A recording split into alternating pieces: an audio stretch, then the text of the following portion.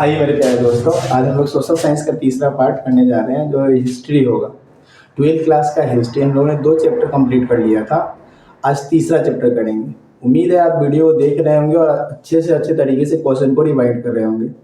चलिए समय ना गंवाते हैं और क्वेश्चन को शुरू करते हैं। ये पार्ट तीसरा वीडियो 25 क्वेश्चन आज आपके लिए जाएगा, जिसको आप अच्छे तरीके से कवर करेंगे। ठीक है, तो चलिए आइए देखते हैं। फर्स्ट क्वेश्चन है आपका, कलिंग की लड़ाई कब लड़ी गई थी? क्या आपको पता है कलिंग की लड़ाई कब लड़ी गई थी? 261 ईस्वी में, 280 ईस्वी में, 285 ईस्वी में, 290 ईस्वी में। सही आंसर इसका क्या हो जाएगा? तो 261 ईस्वी में। ऑप्शन ए आपका करेक्ट होगा। ठीक है, तो चलिए आते हैं हम लोग नेक्स्ट क्वेश्चन पे, यानी क्वेश्चन नंबर 2 पे, कि वेदों की संख्या कितनी होती है? क्या आपको पता है कि वेदों की संख्या कितनी है? तो चलिए आइए देखते हैं, नहीं पता है तो। ऑप्शन पहला है 4, दूसरा है 5, तीसरा है 3 और चौथा है 8। तो वेदों की संख्या कितनी है? तो वेदों की संख्या 4 है, यानी ऑप्शन कौन सा सही होगा? तो ऑप्शन ए आपका सही हो जाएगा। आते हैं 3 नंबर क्वेश्चन पे। 3 नंबर क्वेश्चन कहता है कि कनिष्ठ का समारोह राज्यरोहण कब हुआ था? कनिष्ठ राजा थे, इनका राज्यरोहण कब हुआ था? 44 ईस्वी में, 78 ईस्वी में, 88 ईस्वी में, 98 ईस्वी में। इसका सही आंसर क्या हो जाएगा? तो ऑप्शन बी 78 ईस्वी में हुआ था। कनिष्ठ का राज्यरोहण कब हुआ था? 78 ईस्वी में। आगे आते हैं 4 नंबर क्वेश्चन में। मालविका गिनीमित्र, मालविका गिनीमित्र किनकी रचना है? कालिदास की, पतंजलि की, कलहन की या विशाख दत्त की? तो सही आंसर इसका क्या हो जाएगा? कालिदास की थी, यानी ऑप्शन ए आपका सही आंसर होगा। आते हैं हम लोग 5 नंबर क्वेश्चन पे। 5 नंबर क्वेश्चन कहता है जीवक वैद्य किस वंश के काल में थे? जो जीवक वैद्य थे वो किस वंश के काल में थे? तो ऑप्शन है मौर्य, दूसरा है गुप्त, तीसरा है हड़यक, चौथा है कुषाण। तो इसमें से सही आंसर क्या हो जाएगा? तो आपका ऑप्शन है सी, हड़यक वंश के शासनकाल में थे। किस वंश के शासनकाल में थे? तो हड़यक वंश के। चलिए आगे आते हैं कि धम्म विजय का उल्लेख अशोक के किस शिलालेख में है? धम्म विजय का उल्लेख ऑप्शन है पहला 11, ऑप्शन बी है 12, ऑप्शन सी है 13 और ऑप्शन डी है 14। इसका सही आंसर क्या हो जाएगा? तो सही आंसर इसका हो जाएगा ऑप्शन सी, 13वें शिलालेख से। किस शिलालेख से है? तो 13वें शिलालेख से। आगे हम लोग आ जाते हैं 7 नंबर क्वेश्चन। कालिदास किसके समकालीन थे? कालिदास किसके समकालीन थे, यानी कौन से राजा थे? ऑप्शन ए है अशोक, ऑप्शन बी है समुद्रगुप्त, ऑप्शन सी है चंद्रगुप्त द्वितीय यानी दूसरा, और ऑप्शन डी है कनिष्क। तो इसका सही आंसर क्या हो जाएगा? तो ऑप्शन सी सही हो जाएगा, चंद्रगुप्त द्वितीय। ठीक है, कालिदास किसके शासनकाल में थे? तो चंद्रगुप्त द्वितीय के शासनकाल में थे। उम्मीद है आप अच्छे तरीके से क्वेश्चन को कर रहे होंगे। अधिक से अधिक से क्वेश्चन को कीजिए और वीडियो को अपने दोस्तों तक फैलाइए ताकि वो भी अच्छे तरीके से बोर्ड की तैयारी कर सके।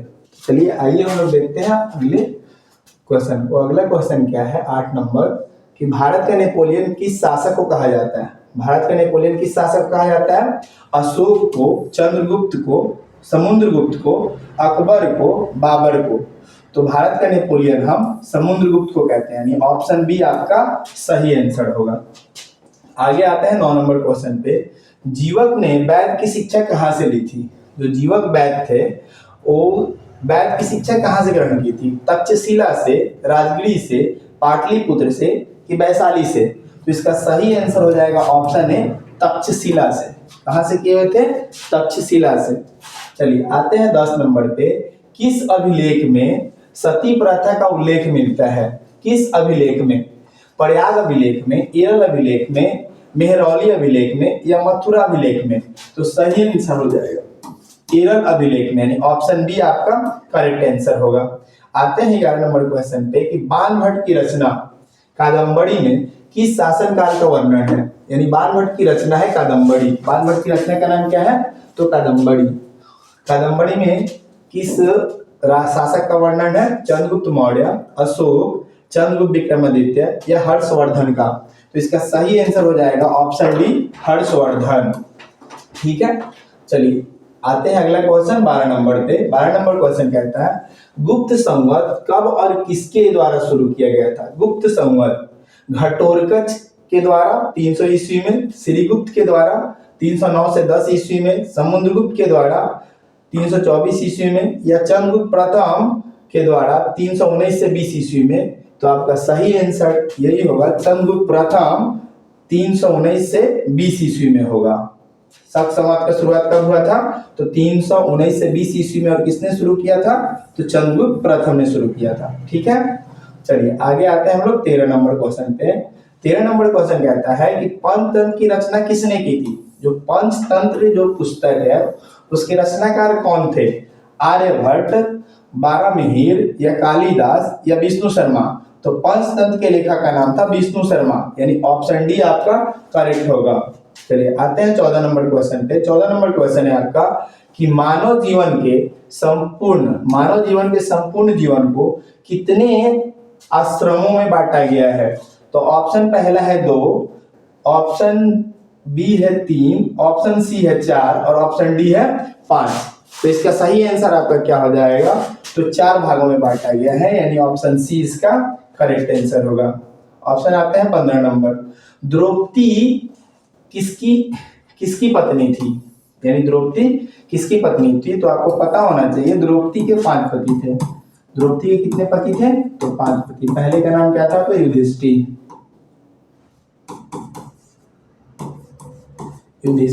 फिर दूसरे का नाम था भीम, तीसरे का नाम क्या था? अर्जुन, चौथे का नकुल, और फिर सहदेव। यानी 5 पतियों की एक पत्नी थी जिनका क्या नाम था? द्रौपदी। तो ऑप्शन देखते हैं कौन सा सही होगा कि द्रौपदी किसकी पत्नी थी? अर्जुन, भीम, नकुल, इनमें सभी। तो सही आंसर इसका क्या हो जाएगा? तो इनमें सभी। ऑप्शन डी आपका करेक्ट होगा। ठीक है, तो चलिए आगे आते हैं। 16 नंबर हम देखते हैं। भीम की पत्नी थी, भीम की पत्नी का नाम क्या था? ऑप्शन ए है द्रौपदी, ऑप्शन बी है गंधारी, ऑप्शन सी है हिडिंबा और ऑप्शन डी है अंबा। भीम एक दूसरा भी शादी कर रखे थे जंगल में, एक राक्षसी से, जिसका नाम क्या था? तो हिडिंबा था। क्या नाम था? हिडिंबा। और हिडिंबा और भीम से एक पुत्र हुआ जिसका नाम क्या था? आपको पता है क्या नाम था? चलिए आइए हम बताते हैं। घटोत्कच। क्या नाम था? घटोत्कच। अगर आपसे पूछा जाए भीम के पुत्र का क्या नाम था? तो घटोत्कच। भीम की पत्नी का क्या नाम था? तो हिडिंबा। तो सही आंसर आपका क्या हो जाएगा? तो ऑप्शन सी आपका करेक्ट आंसर हो जाएगा। आते हैं 17 नंबर क्वेश्चन पे। 17 नंबर क्वेश्चन है कि गांडीव क्या है? आपने कभी सुना है गांडीव का नाम? चलिए आइए हम आज बताते हैं गांडीव है क्या। अर्जुन का भाई, अर्जुन का पुत्र, या अर्जुन का धनुष, या अर्जुन का मित्र। तो सही आंसर होगा गांडीव हम अर्जुन के धनुष को कहते हैं, यानी ऑप्शन सी करेक्ट आंसर हो जाएगा। आगे आते हैं हम 18 नंबर पे। असहयोग आंदोलन कब आरंभ हुआ था? असहयोग आंदोलन कब आरंभ हुआ था? 1916 में, 1920 में, या 1922 में, या 1930 में।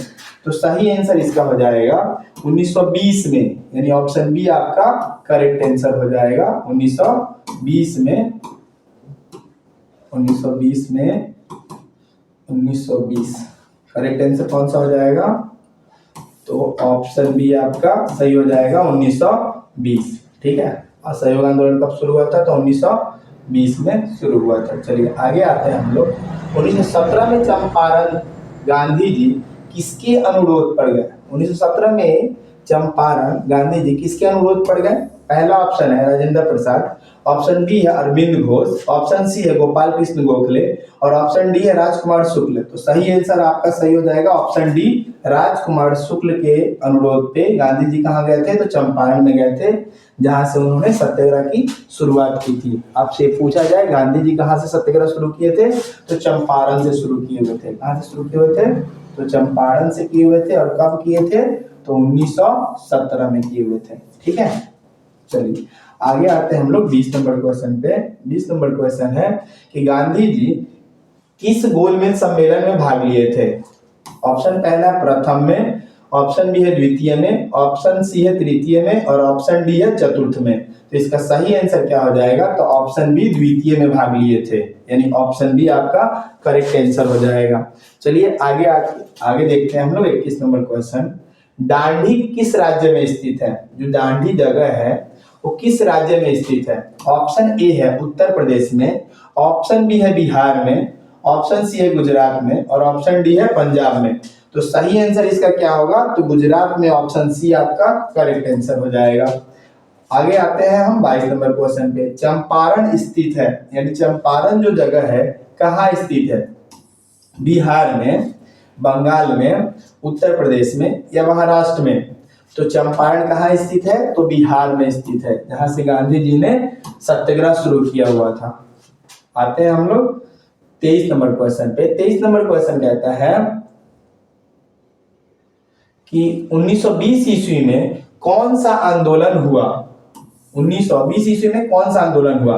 खिलाफत आंदोलन, असहयोग आंदोलन, सविनय अवज्ञा आंदोलन या भारत छोड़ो आंदोलन? तो इसका सही आंसर हो जाएगा असहयोग आंदोलन। ऑप्शन बी आपका करेक्ट हो जाएगा कि 1920 में कौन सा आंदोलन हुआ था? तो असहयोग आंदोलन हुआ था 1920 में। ठीक है, चलिए आते हैं 24 नंबर क्वेश्चन पे। पूना समझौता किस वर्ष हुआ था? पूना समझौता किस वर्ष हुआ था? 1932 ईस्वी में, 1934 ईस्वी में, 1939 ईस्वी में, 1942 ईस्वी में? तो सही आंसर क्या हो जाएगा? 1932 ईस्वी में, यानी ऑप्शन ए आपका करेक्ट आंसर होगा। पूना समझौता 1932 में हुआ था। ठीक है, आगे आते हैं। ताजमहल किस नदी के किनारे बसा हुआ है? ताजमहल किस नदी के किनारे बसा हुआ है? सोन नदी, यमुना नदी, गोमती नदी, गंगा नदी? तो इसका सही आंसर क्या हो जाएगा? यमुना नदी। ऑप्शन बी आपका सही होगा। ताजमहल किस नदी के किनारे बसा हुआ है? यमुना नदी। चलिए हम लोग का 25 क्वेश्चन खत्म हो गया।